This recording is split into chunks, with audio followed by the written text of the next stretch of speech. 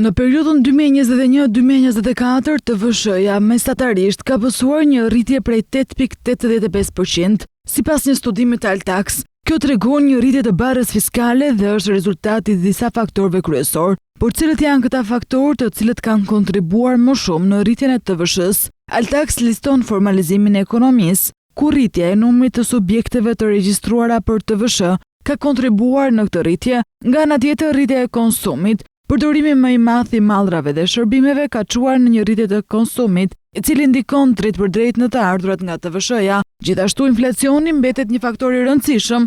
Rritja e çmimeve ka pasur një ndikim të drejt për drejt në TVSH, duke bërë kështu shtrenjtim të kostos së jetesës dhe të prodhimit. Në periudhën 2023-2024, vërehet një rritje e mundshme të ardhurave nga TVSH-ja, gjë e cila mund të reflektojë përpjekjet e shtuara për të rritur arkëtimet, si dhe një rikthim të qëndrueshëm të aktiviteteve ekonomike, por cilat janë përfitimet nga TVSH-ja. Sipas Altax, një normë e lartë e TVSH-s mund të sigurojë më tepër të ardhura të larta për shtetin. Kjo gjithashtu mund të ndikojë në pavarësime e subjekteve të ndryshme ekonomike.